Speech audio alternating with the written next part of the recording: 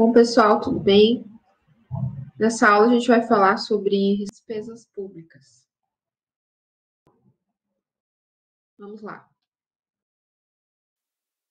Aqui eu vou deixar um vídeo para vocês sobre as fases da despesa pública. Eu vou executar, vocês podem pausar a aula e assistir no material, né? Que eu deixo vocês livres para fazer o download do material. Então, vocês podem entrar no arquivo dos slides e assistir. Por que é importante assistir primeiro, né?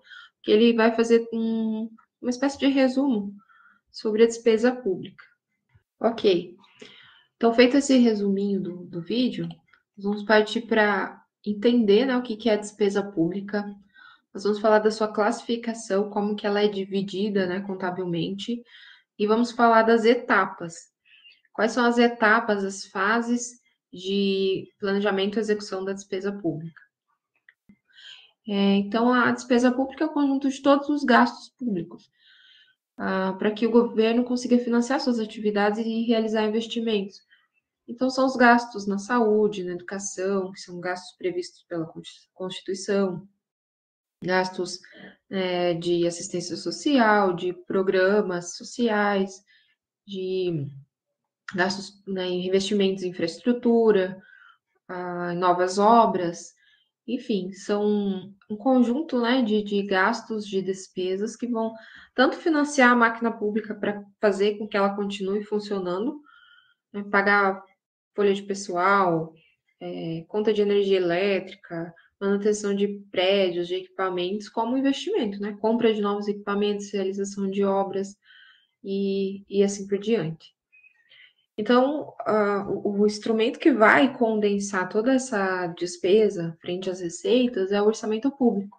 Ele é autorizativo por lei. Então, o Poder Legislativo, ele vai redigir o texto, vai verificar nos seus órgãos públicos, entidades públicas, quais são as demandas existentes.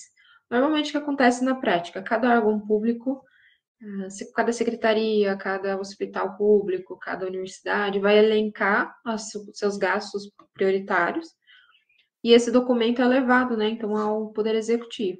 E o Executivo, ele vai realizar o texto do orçamento. Esse texto vai passar pelo Poder Legislativo para discussão. Então, se for a nível municipal, vai passar pela Câmara dos Deputados. Se for a nível estadual, Câmara dos Vereadores a nível municipal. Se for estadual, pela Câmara dos Deputados. E se for federal, pelo Congresso. Então, o Poder Legislativo vai discutir, vai fazer ajustes, sugerir emendas, esse texto vai e vem entre Poder Executivo e Legislativo, até que o Legislativo aprove, de fato, e aí o executivo possa sancionar a lei do orçamento. E ela vai prever as receitas, né, que os governos vão ter por meio de arrecadação e outros tipos de receita, e aí a realização das despesas públicas de forma anual. Então, por exemplo, o orçamento que está sendo construído agora em 2024, ele está sendo planejado neste período, neste ano. Findou o ano de 2024, começa aí 1º de janeiro de 2025 até 31 de dezembro de 2025, esse orçamento é executado. Prestação de contas é feita até abril do ano seguinte, né? Então, abril de 2026. Então, durante o ano inteiro de 2025, a despesa vai ser realizada. Ou seja, começou 1º de janeiro, os órgãos públicos já podem usar a sua dotação orçamentária e realizar os seus gastos. Claro, tem uma sequência para fazer isso, que é o que a gente vai ver hoje, né? O professor Riani, ele define, então, o gasto público como uma escolha política dos governos no que se refere aos diversos serviços que ele presta à sociedade, e afirma que os gastos públicos retratam o custo do volume e qualidade dos bens e serviços ofertados pelos entes públicos, ou seja, é uma escolha, né, que os governantes fazem. Vocês que serão futuros gestores públicos, né, estarão à frente dessas escolhas, dessas decisões também. Então, vão precisar ponderar as prioridades. O que de fato é importante nesse momento para a população. Questões básicas, como saúde, educação, segurança, infraestrutura, são gastos, investimentos que são necessários. Mas existem outros tipos de gastos também que precisam ser planejados. Então, para atender o que a sociedade mais precisa naquele momento. dessa forma que também são construídas as políticas públicas, né? Então, mais ou menos nesse sentido, de ver o que a população mais precisa e realizar as escolhas, né? Então, o gasto público, ele envolve esses dispêndios da administração pública em todos os seus níveis, municipal, estadual, federal, administração pública direta ou indireta. Vocês lembram o que é a direta e indireta? Administração pública direta, então, são seus entes federativos, seus organismos, né, órgãos públicos. E a indireta são as autarquias, as fundações. Por exemplo, né, o que é uma autarquia? Ela faz parte, então, da administração indireta, da administração pública, e ela é uma entidade que visa regular, fiscalizar determinado setor. As autarquias, né, que a gente tem mais conhecimento, são as agências reguladoras. Então, elas são parte do governo, mas são de forma indireta, e também sofre vamos dizer, essa prioridade, né, dessa escolha política em relação aos gastos públicos, certo? Também as despesas públicas com suas atividades econômicas produtivas, como a educação, por exemplo, né? O que a gente produz por meio da educação nas universidades públicas? Quantas vacinas, medicamentos, novos procedimentos são descobertos por conta do investimento na educação? Classificação da despesa. Então, para a gente separar, né, de forma contábil, a classificação é feita de forma institucional, funcional, por programas e segundo a natureza. Vamos ver cada uma delas. Institucional, então, é de acordo com o órgão público dirigente, né, porque vai executar a despesa. De acordo com a sua programação orçamentária. Então, você pode ter esse critério, né, de definir por instituições. Para quê? Para que você consiga responsabilizar e realizar controle e avaliação. Então, por exemplo, o órgão que realiza o controle e faz auditoria, né, das contas públicas a nível estadual é o Tribunal de Contas do Estado, do governo federal é o Tribunal de Contas da União.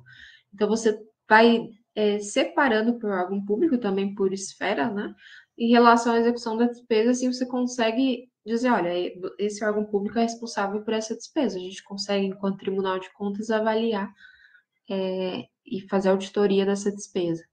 Então, você também consegue realizar a comparação entre diversos órgãos públicos na gestão desses recursos. E aí você pode separar por algumas categorias. Por exemplo, o órgão é uma unidade administrativa e uma unidade orçamentária. Você pode ter a subdivisão do órgão público, como um órgão público ou um conjunto de serviços. E a unidade orçamentária, então, são confiadas as dotações orçamentárias. Ela tem essa responsabilidade maior. Por exemplo, vamos pegar o caso de um hospital público de uma região, hospital público regional. Esse órgão público, ele tem o seu orçamento, que vem normalmente do Fundo de Saúde e da Secretaria de Saúde do Estado. Normalmente, né? Então, são dois órgãos públicos que vão conceder orçamento para esse hospital público funcionar. Se a gente for olhar de forma institucional, qual seria o órgão público que vai executar a despesa? Seria o FunSaúde e a Secretaria do Estado de Saúde? Não, seria o próprio hospital. Então, a gente consegue realizar de forma institucional essa separação e atribuir a responsabilidade. Tudo bem, ele tem um orçamento, a contabilidade vão se reunir para verificar quais são as prioridades e fazer com que esse orçamento dure o ano todo. Ele não acabe ali nos primeiros 3 ou 4 meses do ano, certo? E para esse órgão público, esse hospital, é que se confiam as dotações orçamentárias. Porque a Secretaria de Saúde e o Fundo de Saúde, eles têm seus gastos próprios. Mas como eles repassam esses recursos, nesse momento, a responsabilidade da dotação orçamentária e da execução da despesa é do hospital público, ok? Segunda forma de classificar, classificação funcional. Por função, então você vai dividir funções e subfunções. Na parte da despesa, nós temos vários quadros, né, de para entender. A gente tem quadros analíticos, quadros de plano sintético de contas, então se acostumem com essa nomenclatura. Então, de forma funcional, a gente consegue ter parâmetros para criar dados, estatísticas, para entender os gastos públicos. Como que esses organismos públicos controlam os seus gastos durante o período ali, o ano. Mais para frente, nós vamos estudar essa parte de dados, de estatísticas, né? E aí a gente retoma um pouquinho dessa parte de despesa por função, né? Então, como que a gente faz essa divisão? Divide-se, então, funções e subfunções, naquele plano sintético, e aí a gente consegue ver exatamente qual o volume de recursos que é destinado para cada área. Hoje você tem ali 28 funções e 109 subfunções. Então, se vocês olharem no plano de conta sintético, tem ao final do capítulo 6 do livro do professor Giacomoni, né, ele tem a separação ali dessas classificações. Ou se vocês pesquisarem também no Google, aparece, né, as 28 funções e 109 subfunções. Então, a gente consegue entender o gasto público por tipo de função, administrativa, de pessoal, enfim, você consegue ir separando, né, para você entender aonde que tem mais gastos. Eu estava dando uma pesquisada, né, em qual que é a maior parte de gastos do gasto público do país, ainda é com a folha de pessoal. Se a gente for separar por função, a parte administrativa, né, gasto com folha, ela é a maior parte de gastos públicos que a gente tem. E aí, por programas? Por programas, bom, a cada 4 anos é feito um plano plurianual, que está lá na Lei 4.320/64. É um mecanismo, instrumento, né, do processo orçamentário. O plano plurianual, como eu falei para vocês, ele engloba, então, os 3 últimos anos de um governo e o primeiro ano do próximo mandato. E sempre nesse primeiro ano, o governo já vai definir qual vai ser o foco dos próximos 4 anos, do próximo PPA. Hoje a gente tem o PPA vigente, que é o 2024 a 27. Quando chegar ali em 2027, vai ser elaborado para 2028, assim por diante, né? Aí para frente. Esse plano, ele define, então, um conjunto de programas, de atividades, de projetos que serão contemplados pelos governos nos próximos 4 anos. Não significa que necessariamente todos serão atendidos, mas estes são os focos. Por exemplo, no período da pandemia, a gente tinha o plano de 2020 a 23. Não estava, quando ele foi feito em 2019, ninguém programou uma pandemia. Então lá não tinha investimento em vacinas, compra de respiradores, a montagem de hospitais de campanha, contratação de médicos, de enfermeiros, não tinha esse tipo de despesa prevista, né? Claro, era aquela despesa que você já tem meio fixada com esse tipo de área, mas nada como a gente precisou nesse período, né? Então, ele não estava no PPA, então foi uma questão bastante atípica. Mas se vocês olharem agora o PPA vigente, né, quais são as prioridades? Então, infraestrutura, programas sociais, de assistência, combate à miséria, à fome. A gente consegue elencar onde que os governos estão interessados em resolver os problemas. A partir daí, eles vão montar as políticas públicas e, por sua vez, os seus programas. Por isso que você consegue ter uma visão da despesa por programas. Tem programas que eles estão sempre ali. Eles não. Um governo pode vir e dizer, não é prioridade para mim, eu vou suspender. Mas normalmente eles têm uma continuidade, o Bolsa Atleta, o Bolsa Família e outros. Minha Casa Minha Vida, que hoje tem outro nome, né? Então, acho que voltou a Minha Casa Minha Vida. Então, você consegue ter uma noção de gastos, de despesas por cada um dos programas, tá? Isso tá lá no portal da Transparência também, você consegue ver o fluxo de gastos durante o período anual. E aí a gente constitui por 4 categorias, porque um programa é algo maior, você faz uma coordenação das ferramentas ali do plano plurianual, ver os indicadores que o plano fornece, e aí você vai delinear os projetos. Então, o projeto ele é mais específico, ele é menos amplo que o programa, só que ele é mais amplo que as atividades e operações especiais. Mas é um projeto aqui, vamos então Vamos dar um exemplo. Vamos pegar lá o combate à fome e à miséria, que está lá no PPA, vigente. Então, é uma das necessidades que o governo enxerga como uma demanda prioritária da sociedade para esse período. Ok, então os governos vão montar projetos específicos nesse combate à fome e à miséria.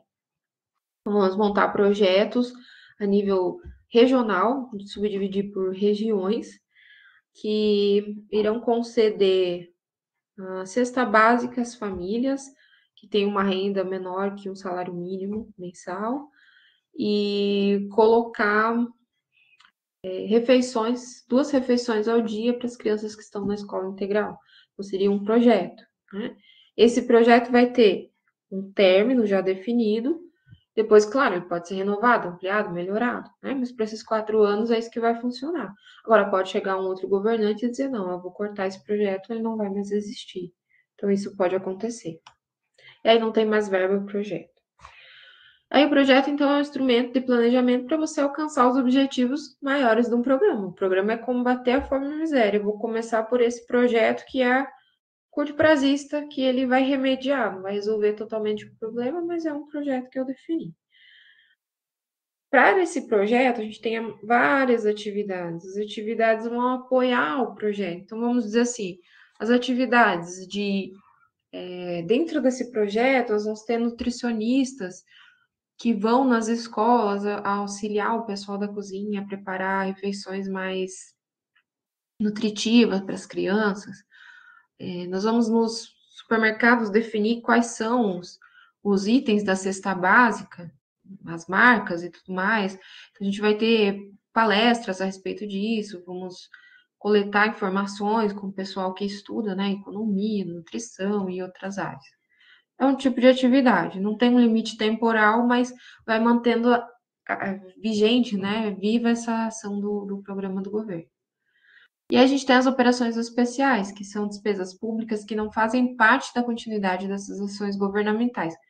Elas não têm uma contraprestação direta na forma de bens ou serviços.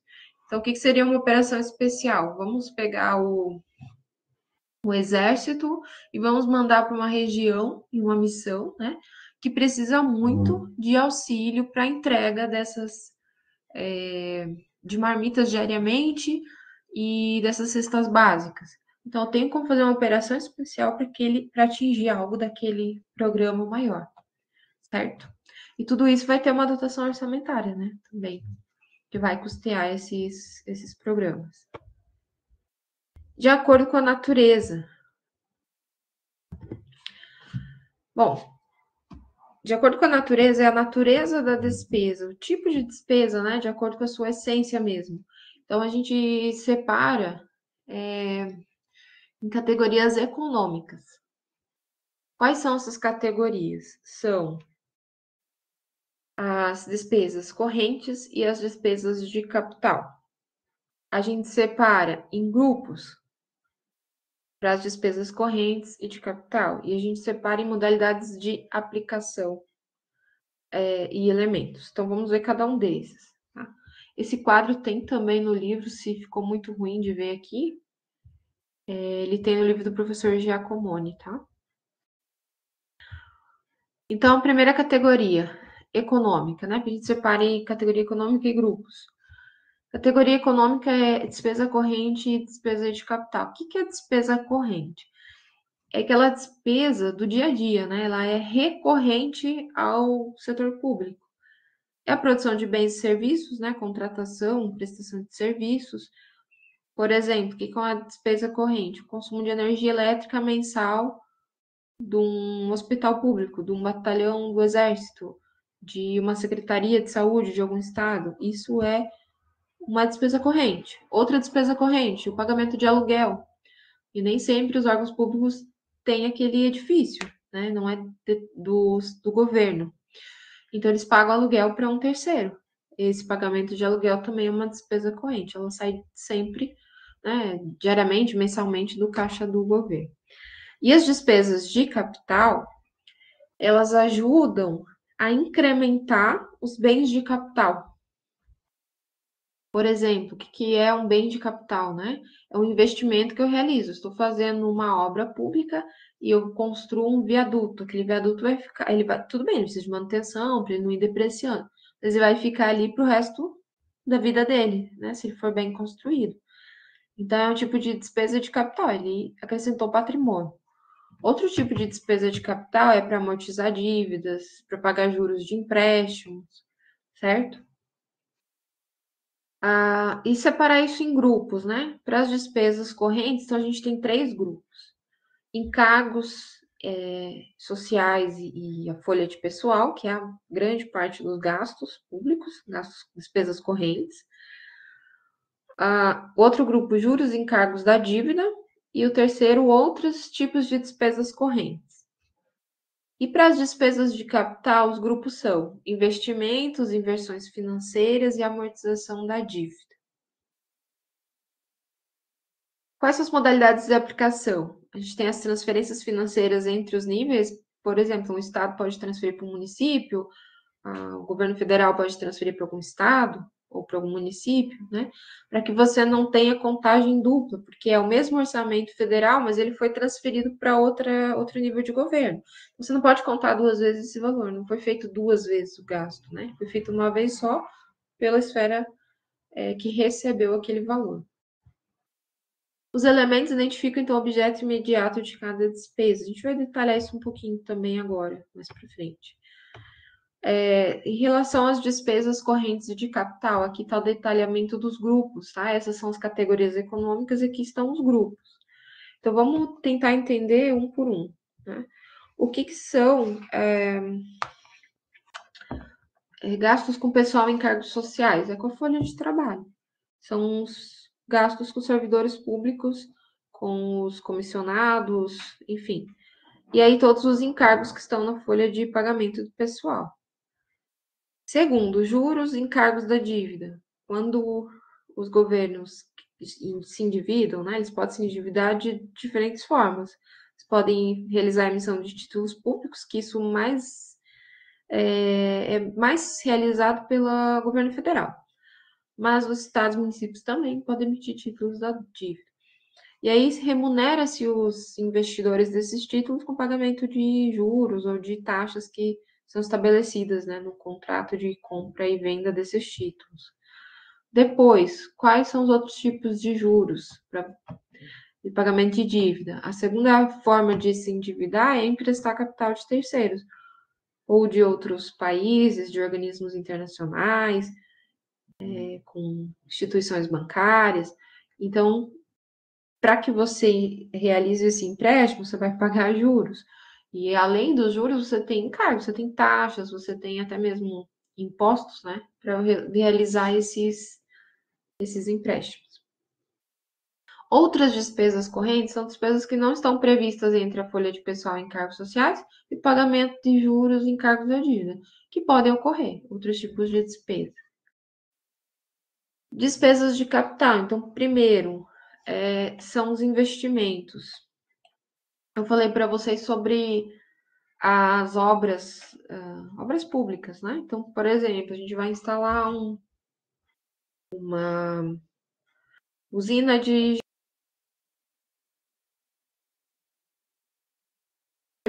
energia elétrica. Eu vou realizar um investimento ali no mercado.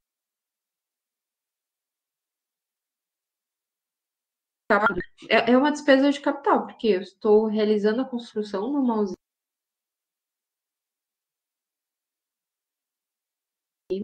que é alto.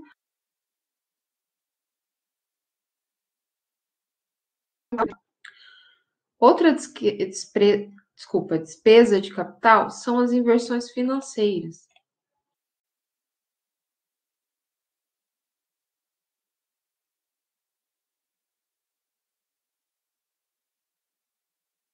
E as inversões financeiras, que são despesas com aquisição de imóveis ou de bens de capital que já estão em utilização. Também pode ser títulos ações, né, de empresas ou de outro tipo de entidades, quando você não aumenta capital, mas sim realizar a compra, né, a aquisição daqueles títulos. E também com o aumento financeira, ela pode ter diferentes formas, tá? Na despesa orçamentária. Vocês podem pesquisar mais sobre inversão financeira no Ministério da Fazenda e Planejamento. No Ministério da Fazenda e Planejamento de São Paulo tem um. Até posso pesquisar e deixar disponível para vocês o.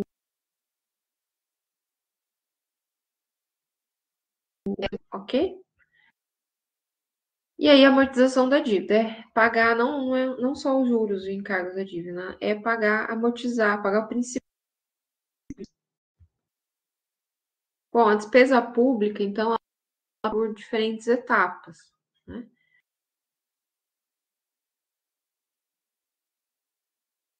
Vamos lá. Primeira parte aí dele faz parte que eu já mencionei para vocês, que é o plano plurianual, a lei de diretriz orçamentária anual. Todos esses planejamento orçamentários vão ser prévios, né? A execução da despesa. Então, eles fazem parte desse planejamento. O planejamento, ele despesa por meio do orçamento, despesas que se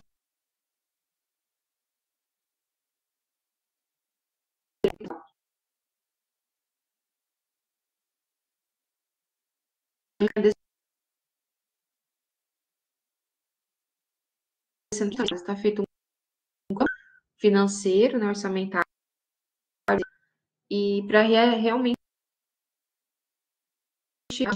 não vou entrar muito em orçamento da disciplina, né? A gente tem documentos, o anexo de metas fiscais, de riscos fiscais, em relação a essas despesas, para que não gere muita dívida, né? Para que os organismos públicos não se endividem ou aumentem já a dívida existente. Então, a administração, a LDO e a LOA para realizar esse planejamento e fixar. A norma brasileira, até 30 dias após a publicação, estabelecerá a financeira e o cronograma de execução mensal de desembolso. Vocês veem que cada vez mais está sofisticando, né? A gente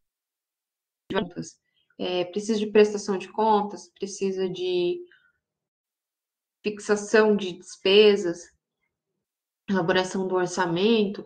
Então, mais ou menos a gente consegue, né, determinar o quanto que vai ser usado de recurso público no ano seguinte. E para executar a despesa na prática, primeiro vem o processo licitatório, ele é prévio à execução da despesa. Para executar a despesa, então, começa-se com o empenho. O que é o empenho?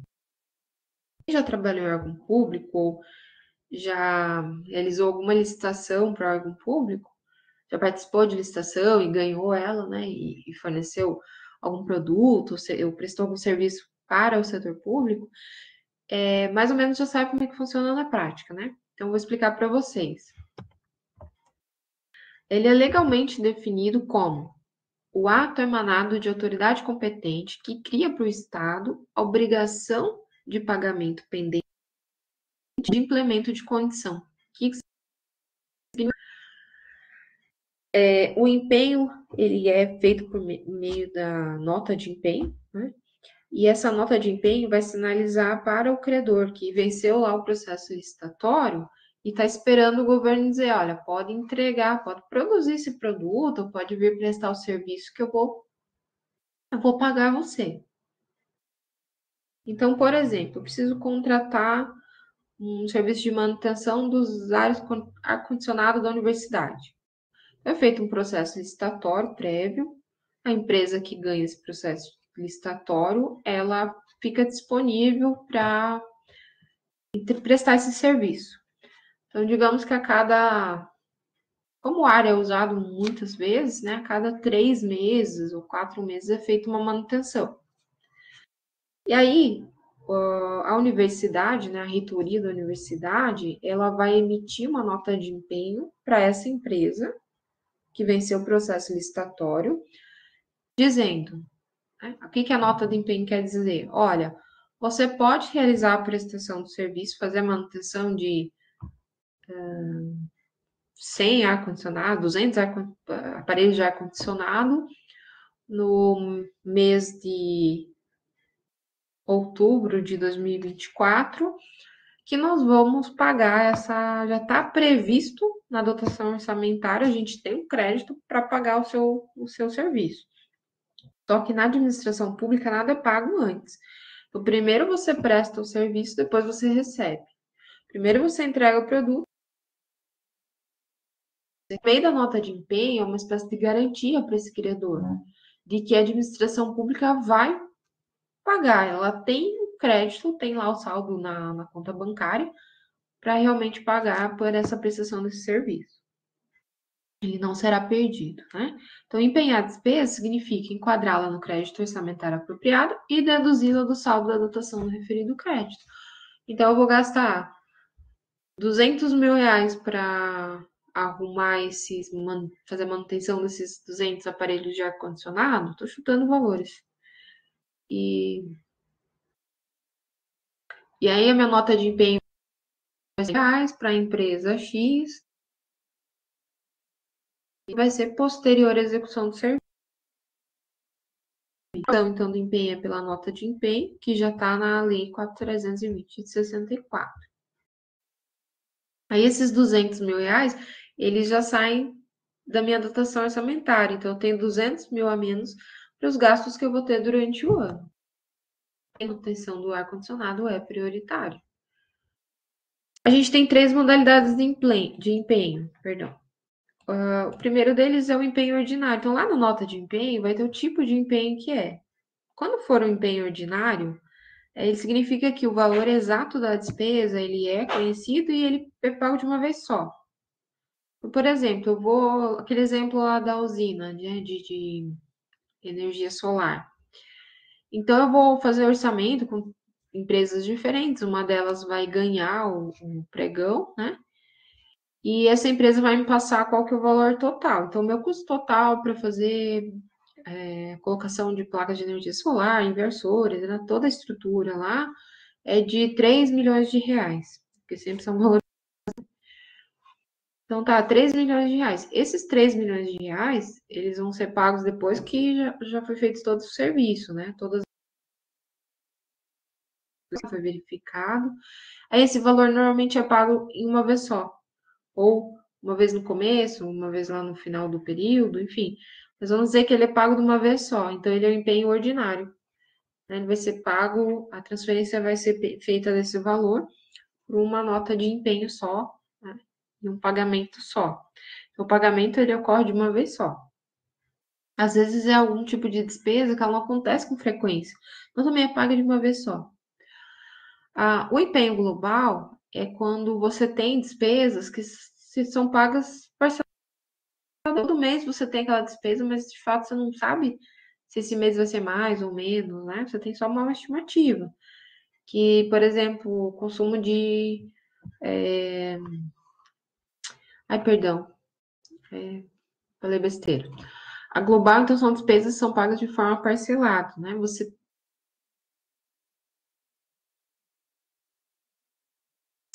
diminuir um pouquinho, porque você tem despesa de pessoal, não só pessoal efetivo, mas também temporário, né? Então, às vezes pode aumentar, reduzir carga horária, enfim. Mas você tem ali um valor que você já sabe. Você prestação de serviço que é feito mensalmente, esse tipo de despesa. E aí, por estimativa, que você realmente não conhece. Você tem também uma estimativa, porque você sabe, né, conforme os meses vão passando, você tem um histórico de gastos. Mas ele varia de um mês para o outro. É o caso do consumo de energia elétrica, do consumo de água, que você não sabe necessariamente quanto que você vai gastar todos os meses, né? Então, você faz um empenho por estimativa. Então, fechando, o ordinário é quando você paga de uma vez só, já conhece o valor exato da mesa.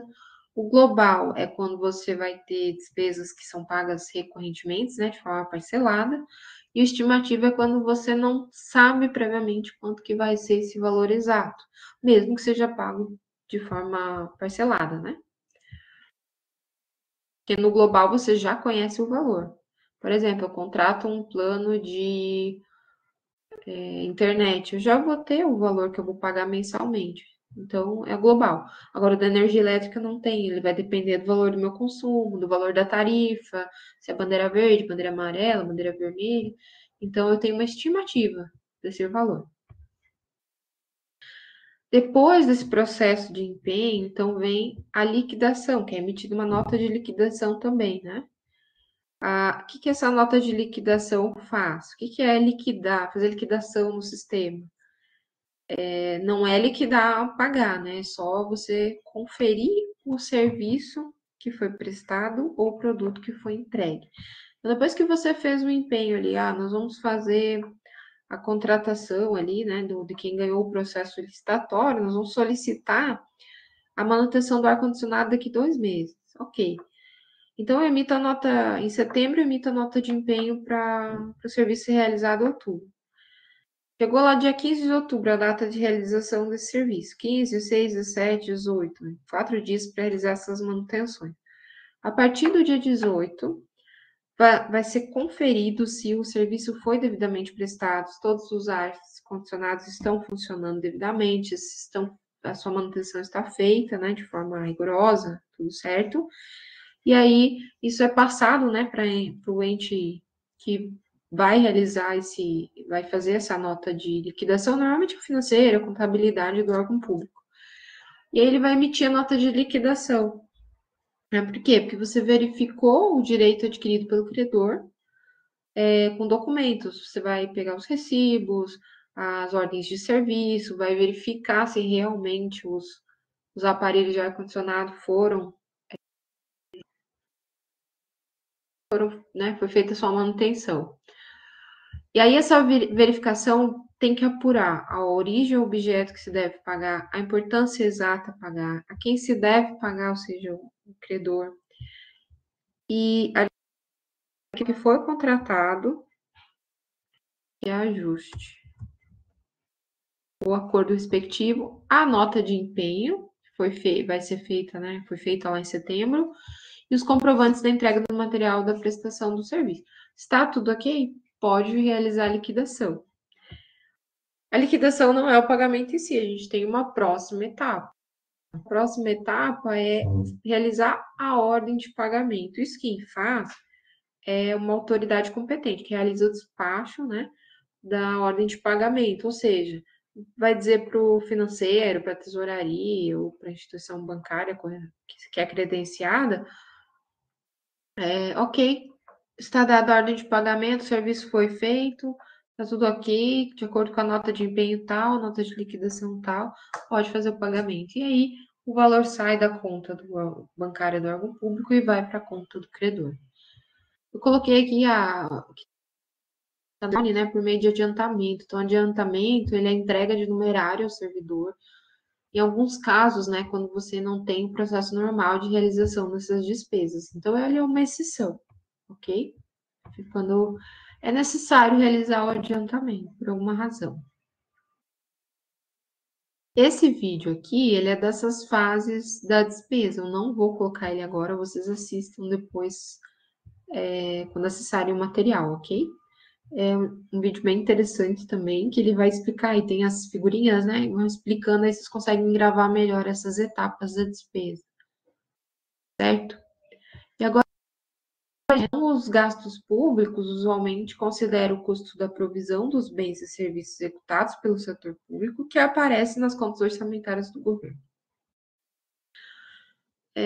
Bom, a gente pode entender público, se a gente for pensar ele aí como uma escolha política, que dependemos muito de quem está lá, né? Governando, de quem está administrando, fazendo a gestão dos órgãos públicos, dos entes federativos. A gente precisa contar com essas pessoas, equipes técnicas e políticas nessas decisões, de forma direta ou indireta, né? Na pública. Então, são todos os gastos das entidades diretas, quanto das autarquias, fundações e outras. E aí, essa totalidade aí de gastos e despesas as atividades econômicas produtivas inclui também as empresas estatais.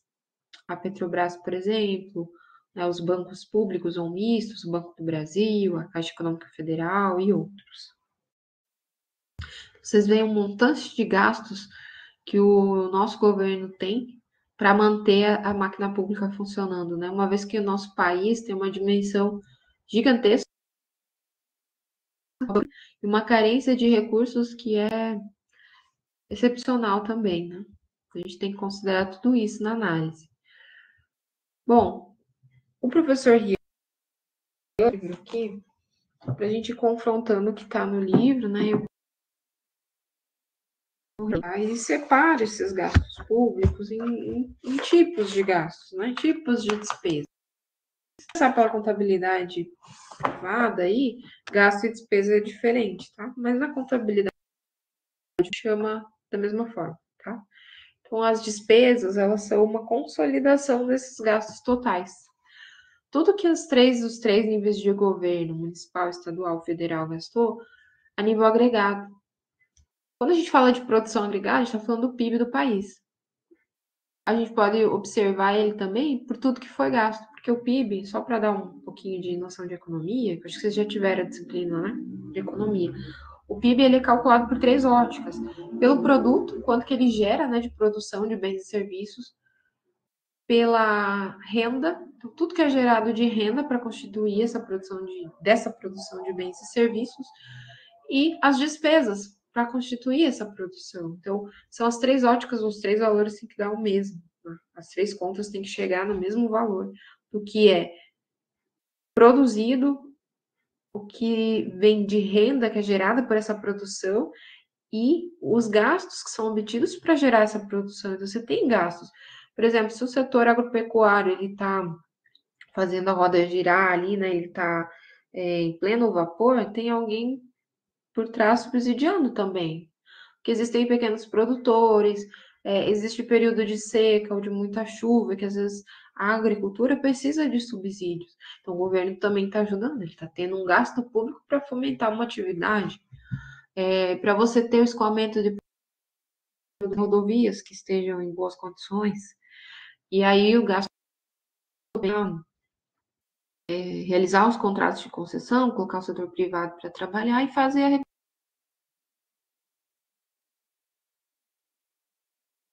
autarquia, né? A agência reguladora, a NTT, no caso dos transportes, e fazer com que ela funcione, colher a tarifa, que é a receita da concessionária, e assim por diante. Então, você tem todos esses tipos de gastos, inclusive aqueles que a gente falou ali, que são gastos correntes,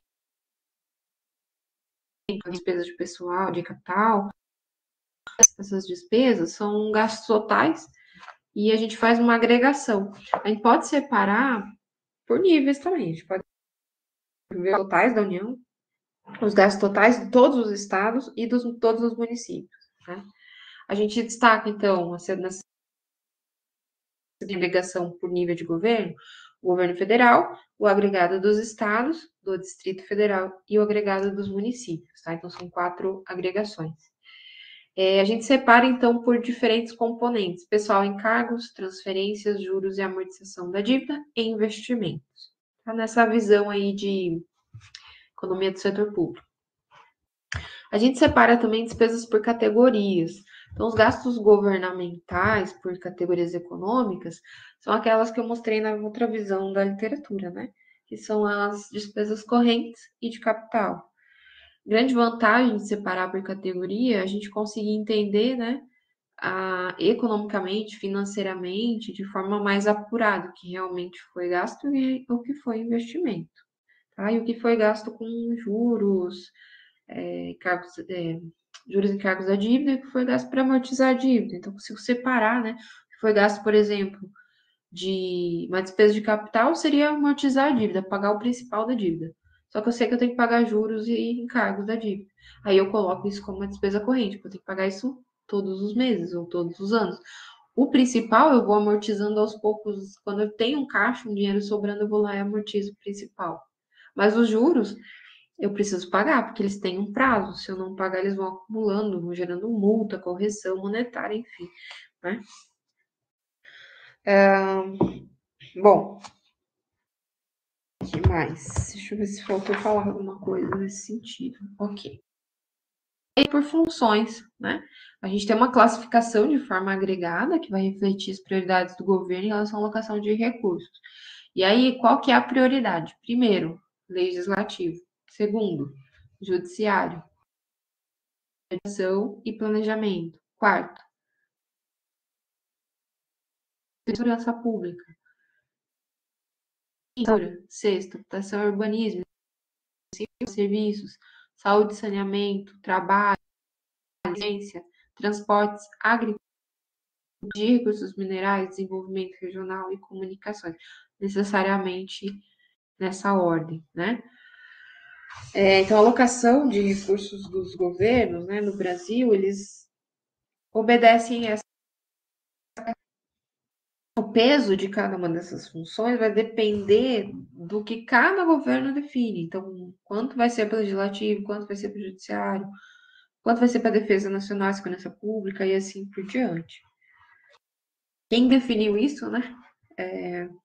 E agora, quem vai definir a porcentagem, tá? A gente tem, depois dessa classificação, as medidas de dimensionamento dos gastos públicos. A gente fala aí de tamanho do governo, quanto que é, né, do governo em relação aos seus gastos. Porque a gente pode ter vários, nós vamos estudar os indicadores, vocês vão entender um pouco mais. Por exemplo, eu posso pegar a dívida pública federal e colocá-la em razão do PIB. Aí eu consigo entender se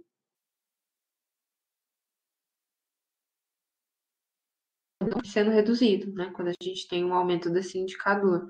A gente tem duas partes para analisar, né? E aí a gente tem várias medidas para entender se o tamanho do governo, não quanto que ele gasta. Aí considerando o tamanho do nosso país, o tamanho da nossa população, a renda da população que é baixa, que não tem necessariamente condições de pagar por serviços privados, então vai usar bastante do serviço público. E aí a gente vai pensando, né, o quanto que o Estado precisa gastar para manter o país funcionando.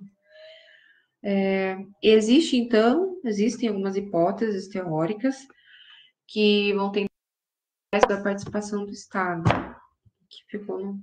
Por isso que é bom, vou arrumando já, né? Aí a gente tem alguns modelos macroeconômicos de gastos públicos.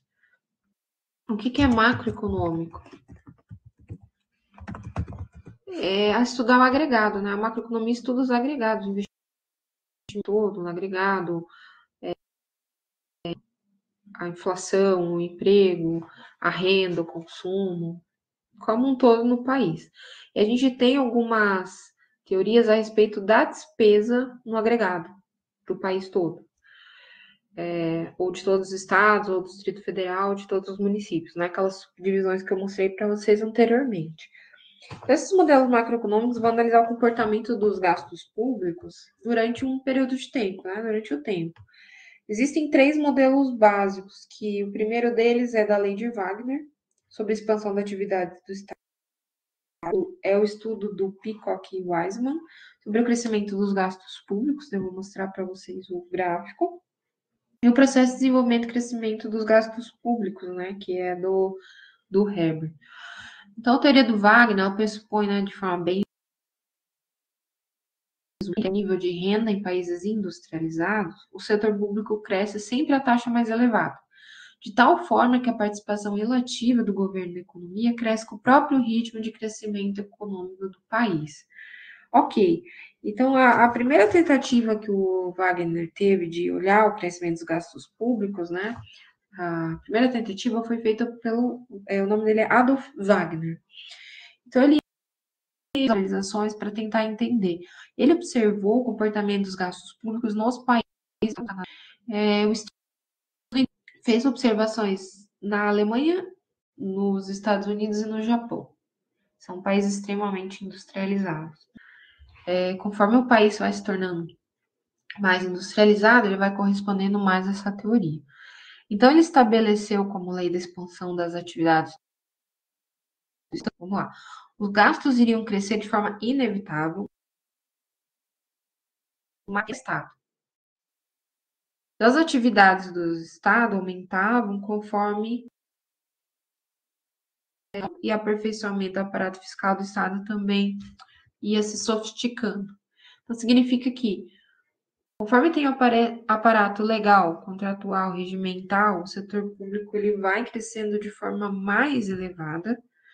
A participação do governo na economia também cresce, porque ele precisa fomentar esse crescimento, né? Aumentar esse ritmo de crescimento, do que o nível de renda. Então, o nível de renda do país industrializado vai puxar o crescimento do setor público de uma forma mais elevada e a participação do governo na economia vai crescer com esse ritmo de crescimento, tá? O que significa tudo na prática, né? Que o crescimento das atividades do governo, então, era uma consequência natural do progresso social de uma economia.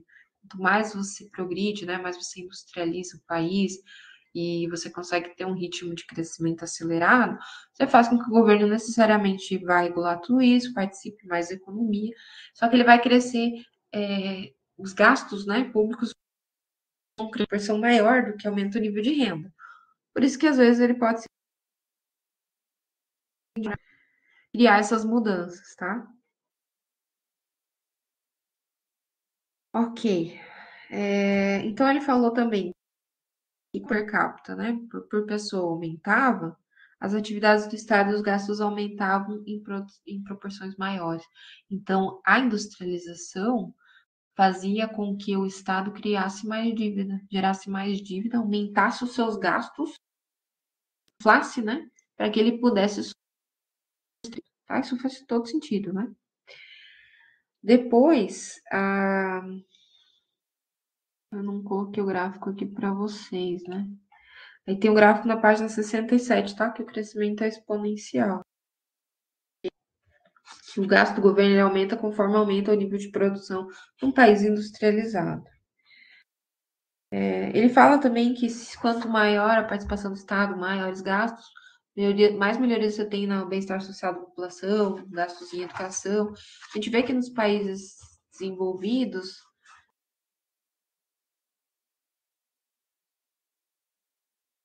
do Peacock e Wiseman sobre o crescimento de gastos públicos fala que os gastos totais do governo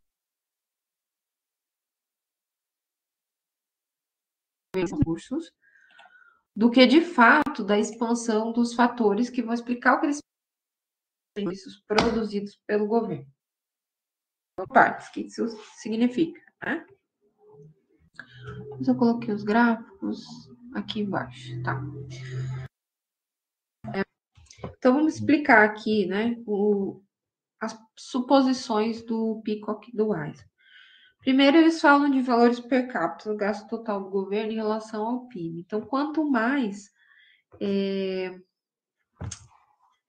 o governo ele gasta, ele vai crescendo mais do que o PIB. Então, aquela conta que eu falei ali, né, de crescimento dos gastos públicos em relação ao PIB, nesse sentido, tem um efeito multiplicador, de acordo com a teoria deles.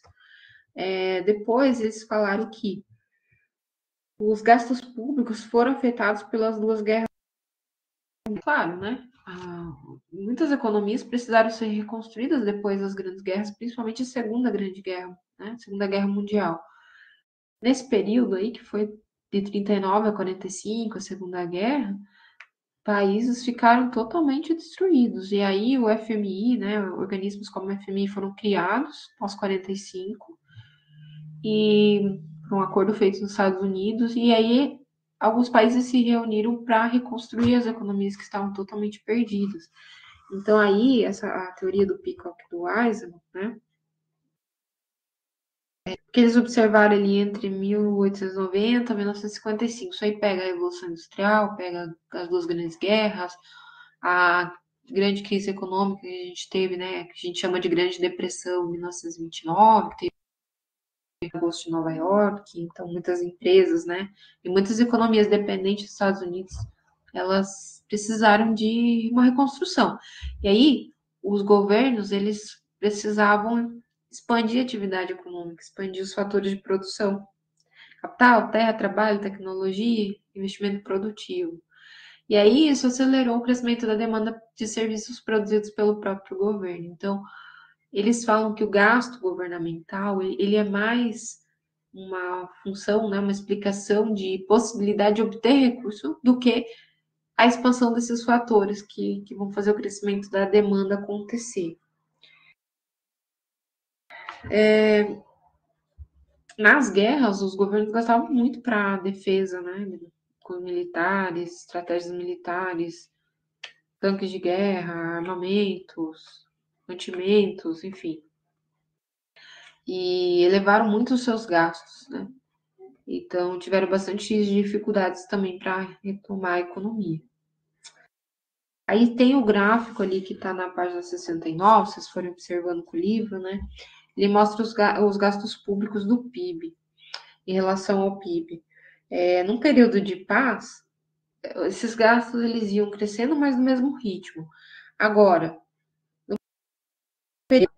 você vê uma inversão, né, dos gastos públicos. Eles aumentaram mais que proporcional a, em relação ao tamanho do PIB, né, dessas economias, né.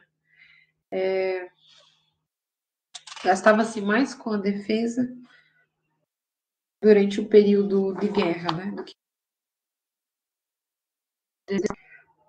o modelo de Musgrave, Ralston e Herbert, que a gente vai ver agora, eles falam de modelo de desenvolvimento e crescimento de gastos. Musgrave é um trabalho bastante citado, né, nesse sentido, que ele fala que a estrutura eficiente do setor público ele varia de acordo com o estágio de desenvolvimento econômico no país, medido pelo crescimento da renda per capita. Por quê? Porque eu consigo resguardar as proporções de população economicamente ativa de cada país, eu consigo comparar um país com o outro. Porque senão eu não consigo comparar o Brasil, que tem tamanhos de população diferentes, né? Então, eu vou conseguir fazer essa comparação. Então, ele fala assim: eu tenho uma estrutura eficiente do meu setor público, ele otimiza os seus gastos, né, de acordo com as suas receitas. E, só que essa estrutura varia de acordo com o estágio de desenvolvimento econômico. Ou seja, se eu estou num estágio superior de desenvolvimento, eu vou gastar menos. No estágio de desenvolvimento, que é o maior Brasil, algumas economias da América Latina, da África, enfim. Eu considero esses países em desenvolvimento, eu gasto mais para eu ter uma estrutura do setor público que seja mais eficiente. Então, é inversamente proporcional a esses gastos, né? E aí eu consigo medir per capita. Então, quanto mais vai crescendo a minha renda per capita, mais eu vou conseguindo compreender, né, essa estrutura do setor público em relação ao estágio de desenvolvimento que ele tem. Então, existe uma variável chamada formação bruta de capital fixo. O que é isso? É a formação FBCF, né? A formação bruta de capital fixo, ela é todo o capital, né, que foi que o país tem, por exemplo, todas as obras públicas que construíram rodovias, viadutos, elas estão formando um capital fixo para o país, né? Mais ou menos é nesse sentido, tá? São gastos importantes de capital que vão formar os estágios de desenvolvimento e crescimento econômico de um país. Gastos de educação, infraestrutura. Então, são investimentos públicos que são indispensáveis para que os países alcancem o estágio superior de desenvolvimento econômico e social. Então, o principal fator aí é ter esse setor público. Para você ter um aumento na renda, né, para que a população melhorar esse estágio de desenvolvimento. Do dia para a noite, né, pessoal? O Brasil patina e né, estar em desenvolvimento. Então, a gente vai, né, para ser um país em desenvolvimento. Também pelo tempo que a gente tem de país. Aqui eu tinha desconfiado.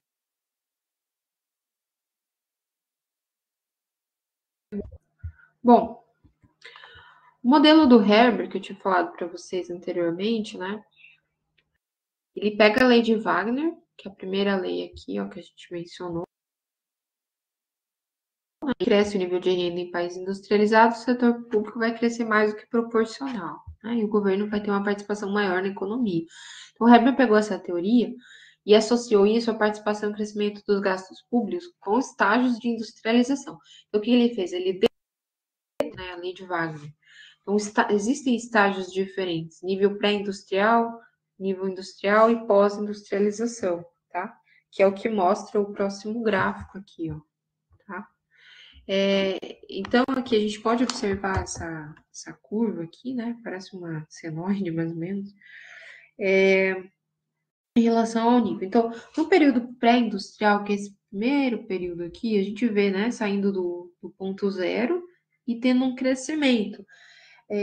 Crescimento do quê? De gasto público. Então, tá aqui os gastos públicos em relação ao período industrial.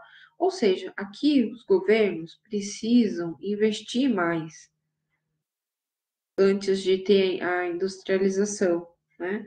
Você precisa criar, ter investimento em áreas que são básicas para você poder promover um crescimento da indústria. Então, saneamento, água de saneamento básico, estrutura, né, de postos de energia, cabeamento, ruas, rodovias, para escola, investir, criar uma infraestrutura para que tenha uma industrialização no país. Chega nesse período aqui, essa fase de industrialização, esses gastos se estabilizam. E aí começa a ter um crescimento da renda per capita, porque você está industrializando o país. Chega um momento aí que se estabilizou, né, esses gastos públicos, e aí você começa, no período pós-industrial, precisa fazer uma nova injeção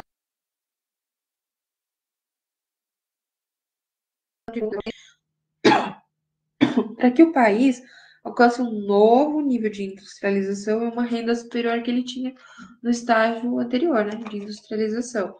Então, a teoria do Musgrave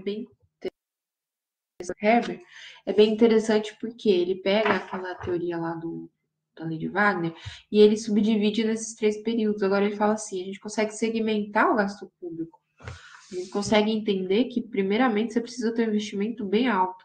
Depois você vai estabilizando e aí você obtém renda, você industrializou, financia novamente e você tem uma injeção novamente de ainda crescer. No Brasil, na época lá do JK, foi feito mais ou menos nesse sentido, né?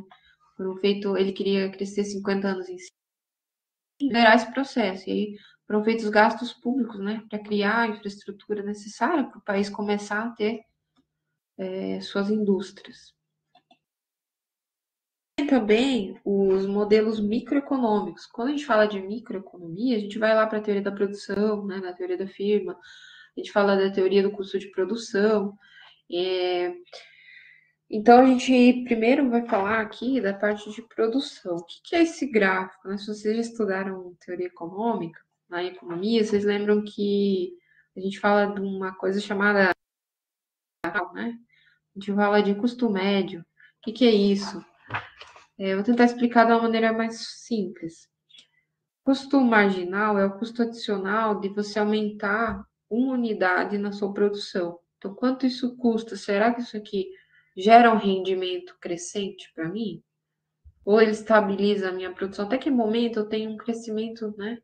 Uma ascensão de retorno em relação a esse custo marginal. Aqui a gente tem as curvas de demanda, ou seja, o quanto que está sendo demandado dessa produção em relação ao preço e o custo médio que ela oferta. Então, a gente tem o P inicial com preço inicial com uma quantidade inicial. Nesse ponto Ezinho, preço vezes quantidade, o que significa isso? A receita, né? Então, a receita desse processo produtivo. Aqui o custo marginal, ele é 1. Quando eu elevo a minha produção, né, de Q para Q1, eu necessariamente, se eu for olhar pelo lado da oferta, eu vou precisar subir o meu preço, porque eu vou ter um aumento com gastos por insumos, mão de obra, energia elétrica, enfim. E aí eu aumento a minha quantidade produzida. O meu custo marginal, ele aumenta também. Vocês podem ver que ele está aumentando na mesma proporção nessa curva, né?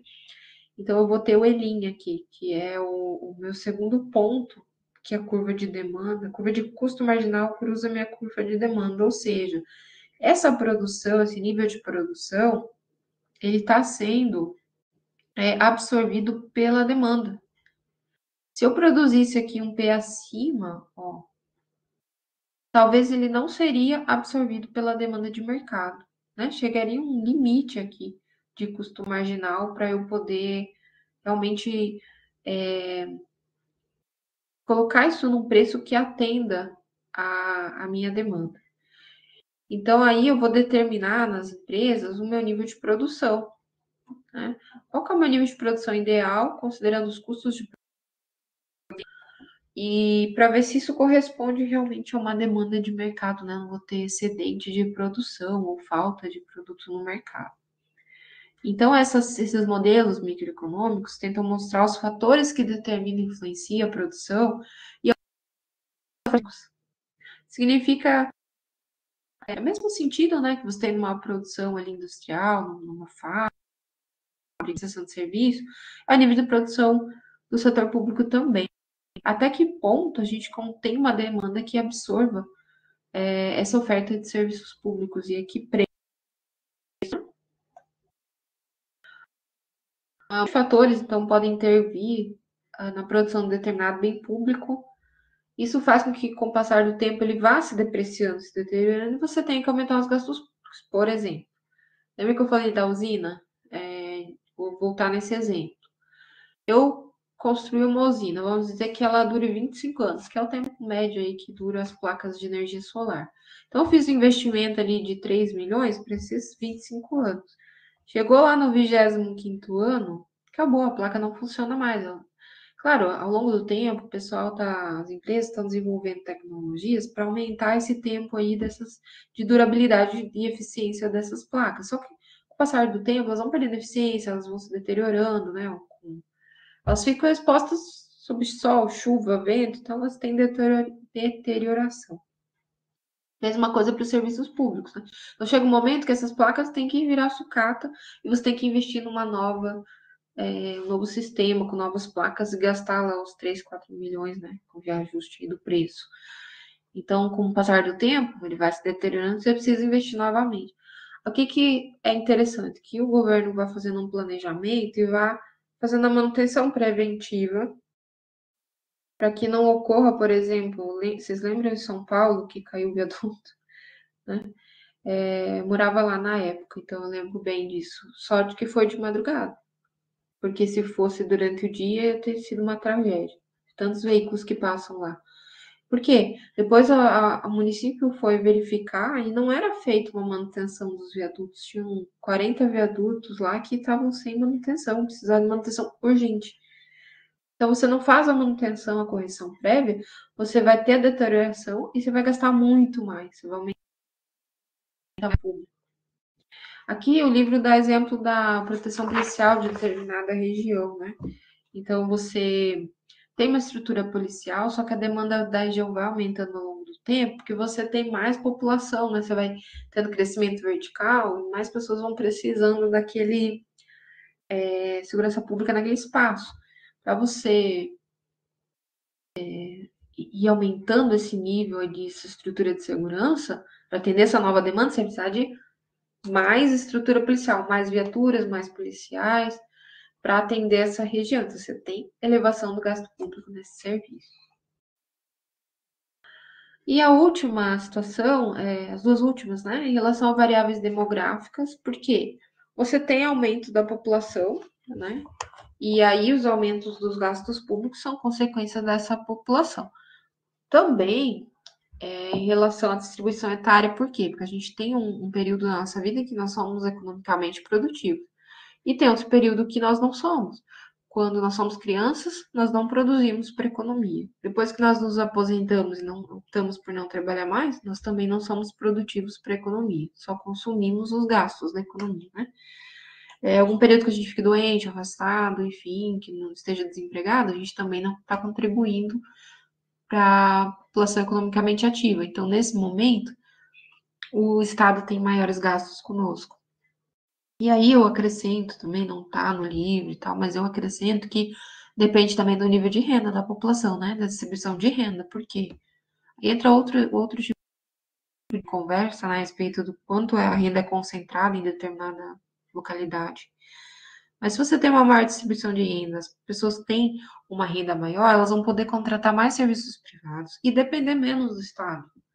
Então, os gastos públicos vão ser reduzidos, né? Então, a variação demográfica, demografia pode até aumentar, só que se você aumentar a renda também, você não vai necessariamente aumentar o gasto público. Mas aí é outra questão, né, de discussão.